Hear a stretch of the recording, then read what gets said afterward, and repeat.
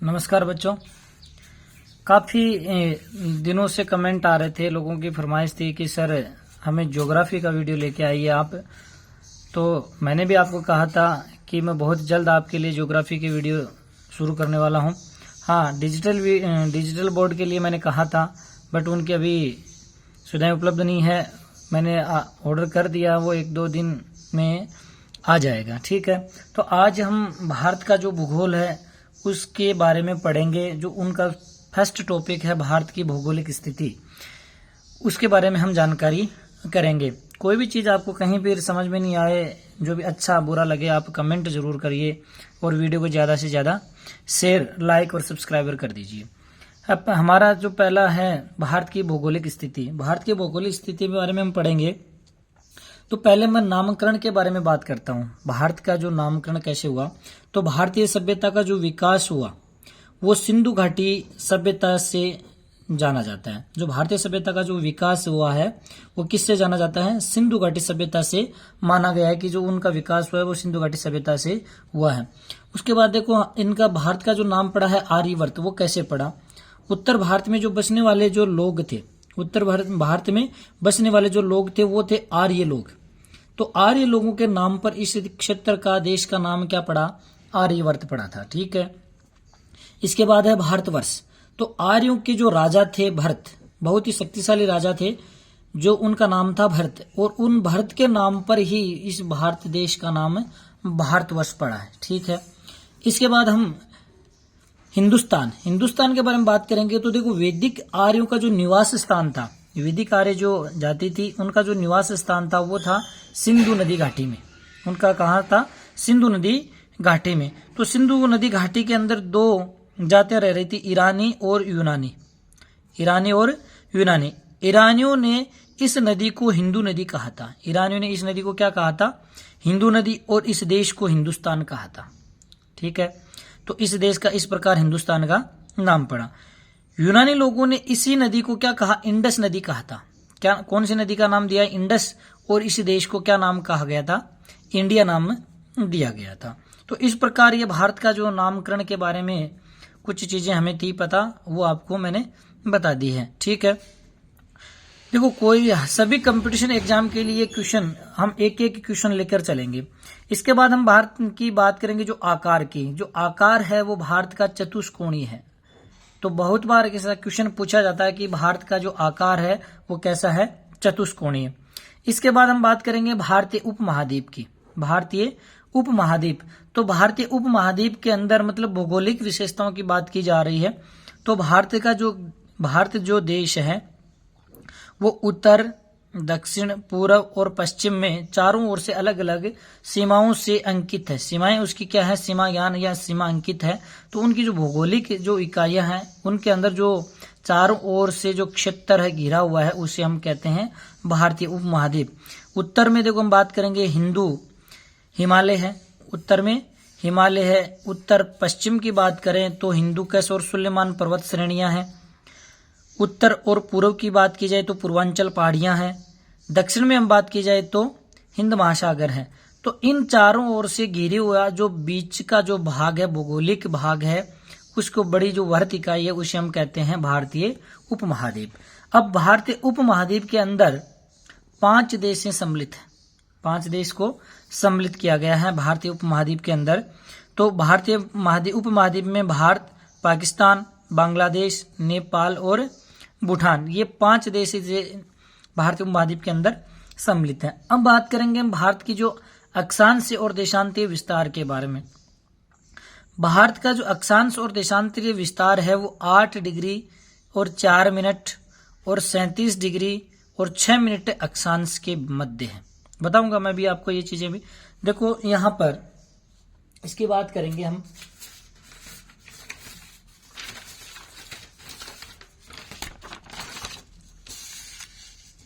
भारत की जो स्थिति है ये हम भारतीय मानते हैं। ये 0 डिग्री आपकी देशांतर रेखा है। ठीक है, ये आपकी देशांतर रेखा है। और ये आपकी पूर्व और ये पश्चिम, ये आपकी 0 डिग्री अक्षांश रेखा, 0 डिग्री अक्षांश रेखा जिसे हम भूमध्य रेखा भी कहते हैं। ठीक है, अब देखो यहां से भारत की जो स्थिति है वो यहां पर उत्तरी पूर्वी क्षेत्र में। ठीक है, तो ये आपकी 0 डिग्री देशांतर रेखा है और ये आपकी 0 डिग्री अक्षांश रेखा है। तो अब जो अक्षांश और देशांतर ये जो स्थिति आ रही है, इस बिंदु की स्थिति आ रही है, वो बताइए यहां से जाती है। ठीक है, तो जैसे मैंने आपको कहा कि भारत की जो स्थिति है अक्षांश और देशांतर, तो अक्षांश यहां से काउंट होता है इस बिंदु से इस बिंदु तक। ठीक है, तो देखो ये बिंदु अगर हम बात करेंगे ऐसे, तो ये बात तो होगी उत्तर से और ये बात होगी दक्षिण से। तो यहां दक्षिण से हम बात करेंगे तो ये हमारा क्या होगा 8 डिग्री 4 मिनट। ठीक है, और ये होगा हमारा 37 डिग्री 6 मिनट। समझ गए मेरी बात को? तो ये जो स्थिति आ रही है भारत की वो उत्तर से देखी जाएगी तो यहाँ 37 डिग्री 6 मिनट अक्षांश पर है, और दक्षिण से इधर से देखी जाएगी तो ये 8 डिग्री 4 मिनट पर है।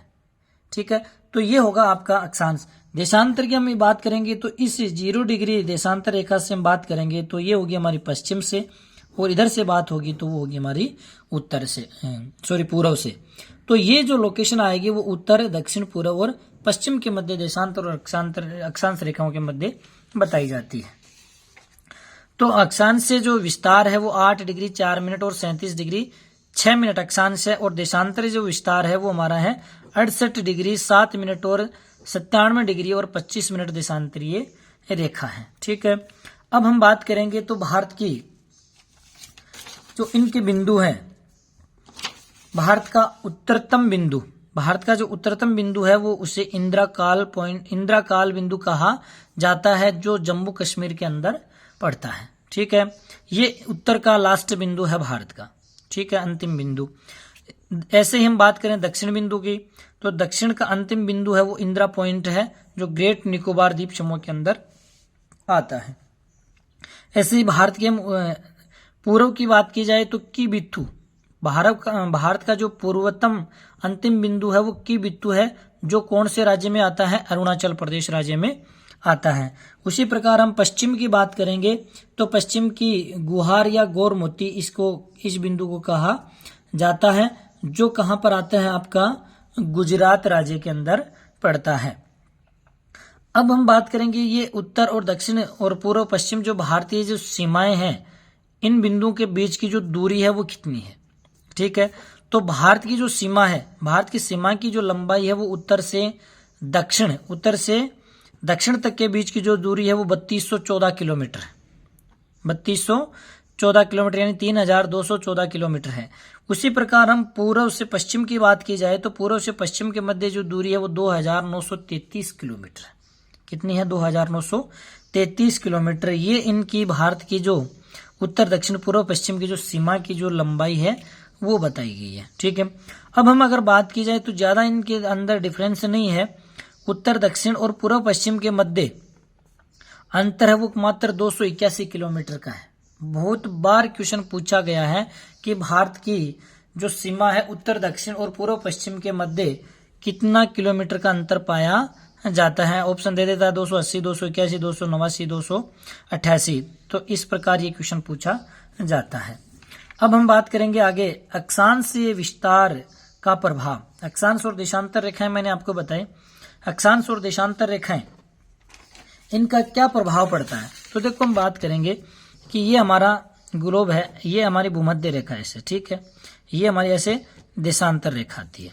तो देखो यहाँ पर हम बात केवल किसकी करेंगे, अक्षांश रेखा का भारत पर क्या प्रभाव पड़ता है। तो भारत का जो प्रभाव है हम ऐसे बात करेंगे, ये 0 डिग्री, इधर हमारा आएगा 23.5 डिग्री और इधर हम बात करेंगे 23.5 डिग्री। ठीक है, अब ये जो 23.5 डिग्री के उत्तरी अक्षांश, मतलब देखो भूमध्य रेखा है वो ग्लोब के बीचों बीच गुजरती है, ये उस संसार के क्षेत्र को, पूरे भूगोल को 2 भागों में बांट देती है। ग्लोब को 2 भागों में बांट रही है, एक तो उत्तरी भाग और एक हो गया हमारा दक्षिणी भाग। ठीक है, ये उत्तरी गोलार्ध, ये दक्षिणी गोलार्ध, या उत्तरी अक्षांश, ये दक्षिणी अक्षांश। तो हम अब बात करेंगे यहाँ पर इस बिंदु से इधर की बात कर रहे हैं। ठीक है, अब उत्तरी अक्षांश में ये जो कर्क रेखा है ये भारत को दो मध्य लगभग समान भागों में बांट देती है। भारत को ये जो कर्क रेखा है वो भारत को समान दो भागों में बांट देती है। बहुत बार क्वेश्चन पूछा जाता है कौन सी ऐसी रेखा है जो भारत को समान दो भागों में बांटती है, तो आंसर होगा हमारा कर्क रेखा जो 23.5 डिग्री उत्तरी अक्षांश से गुजरती है, और मकर रेखा है वो 23.5 डिग्री दक्षिणी अक्षांश से गुजरती है। ठीक है, अब ये जो दो भागों में बांट रही है, तो ऊपर का भूमध्य रेखा और इस कर्क रेखा के मध्य का जो भाग है उसे हम उष्ण कटिबंध कहते हैं। उष्ण कटिबंधीय क्षेत्र। अब ये क्या कहती है, दो भागों में भारत को बांट देती है, तो ये ऊपर वाला जो भाग है वो उपोष्ण कटिबंध आ जाता है, उपोष्ण कटिबंध, और नीचे वाला जो भाग है वो उष्ण कटिबंधीय क्षेत्र कहलाता है। तो भारत को ये जो रेखा है वो समान दो भागों में विभाजित कर देती है, और ये मुख्यतः 8 राज्यों से गुजरती है, भारत के 8 राज्यों से गुजरती है। ठीक है, तो अक्षांश विस्तार का जो प्रभाव है वो कर्क रेखा भारत को समान दो भागों में विभाजित करती है, और ये 23.5 डिग्री उत्तरी अक्षांश से गुजरती है, और उष्ण और दूसरा उपोष्ण कटिबंध में इसको विभाजित कर देती है। अब देखो हम आगे बात करेंगे, जो कर्क रेखा है वो भारत के 8 राज्यों से गुजरती है, और वो राज्य कौन कौन से हैं, गुजरात, राजस्थान, मध्य प्रदेश, छत्तीसगढ़, झारखंड की जो राजधानी है रांची, वहां से पश्चिम बंगाल, त्रिपुरा और मिजोरम राज्यों से ये होकर गुजरती है। दोबारा बता रहा हूं मैं, कर्क रेखा भारत के 8 राज्यों में से गुजरती है, गुजरात, राजस्थान, मध्य प्रदेश, छत्तीसगढ़, झारखंड, पश्चिम बंगाल, त्रिपुरा और मिजोरम। तो ये था हमारा अक्षांशीय प्रभाव। अब हम देखेंगे देशांतरीय प्रभाव। तो अब देखो, देशांतरीय रेखा जो 82.5 डिग्री पूर्वी देशांतर भारत की जो मानक देशांतर रेखा को माना गया है। ठीक है, तो देखो हम अब यहाँ बात करेंगे, ये ग्लोब की स्थिति है। अब यहाँ बात करेंगे, ये अक्षांश रेखा ये थी, और ये हमारी 0 डिग्री देशांतर रेखा है, 0 डिग्री देशांतर रेखा, ये आपकी पूर्वी देशांतर और ये पश्चिमी देशांतर। तो भारत की जो स्थिति है यहाँ पर है उत्तरी और पूर्वी देशांतर के मध्य, उत्तरी पूर्वी देशांतर के मध्य। अब यहाँ पर हम बात की जा रही है कि ये जो रेखा है भारत की, जो ग्रीनविच रेखा देशांतरीय रेखा, वो 82.5 डिग्री। तो अब क्वेश्चन हमारा ये आता है कि 82.5 डिग्री रेखा को ही देशांतरीय रेखा क्यों लिया गया। तो ये उस रेखा को माना जाता है जो लगभग उस स्थान के बीचों बीच गुजरती हो, उस स्थान के बीचों बीच गुजरती हो। तो ये जो ग्लोब की स्थिति पर अगर हम देखा जाए तो ऐसे गुजरती है। ठीक है, ऐसे हमारे देशांतर रेखाएं होती है। टोटल देशांतर रेखाएं हमारे 360 होती है। ठीक है, अक्षांश रेखा होती है हमारी टोटल 180 नहीं होती है। देखो इसको मैं बता देता हूँ, अक्षांश जो रेखा है प्रत्येक 1-1 डिग्री से होती है, तो 90 इधर 180 और एक ये 181 हो गई। लेकिन ये केवल क्या है, अक्षांश है, 181 अक्षांश है, ना कि अक्षांश रेखा है, क्योंकि जैसे जैसे इधर गुजरते जाएंगे तो लास्ट एक पॉइंट आएगा, ना कि रेखा आएगी। तो ये आपका उत्तरतम और दक्षिणतम 2 अक्षांश हो जाएंगे, तो इससे -2 तो 179 जो अक्षांश रेखाएं हो जाएगी। और देशांतर 300, मतलब ये बात की जाए 180 इधर 360 हो गई, और एक ये 0 डिग्री वाले 361 हो गई। तो 361 नहीं, क्योंकि ये जो लास्ट जो रेखा होती है, जो अंतिम तिथि रेखा जिसको कहा जाता है, वो इसमें से एक माइनस हो जाती है, क्योंकि ये अंतिम आपकी क्या हो जाती है, दोनों एक जगह ही मिल जाती है। अक्षांश और देशांतर रेखाएं पढ़ाएंगे, उसमें मैं सारी चीजें आपकी क्लियर करूंगा।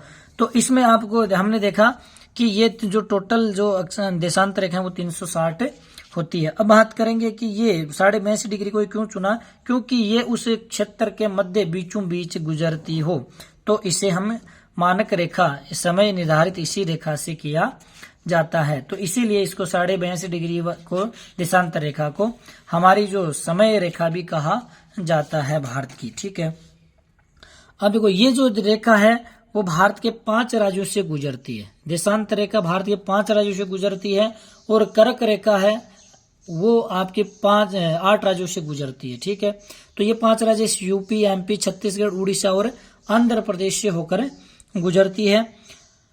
पृथ्वी 24 घंटे में एक चक्कर कंप्लीट कर लेती है, 360 डिग्री घूम जाती है।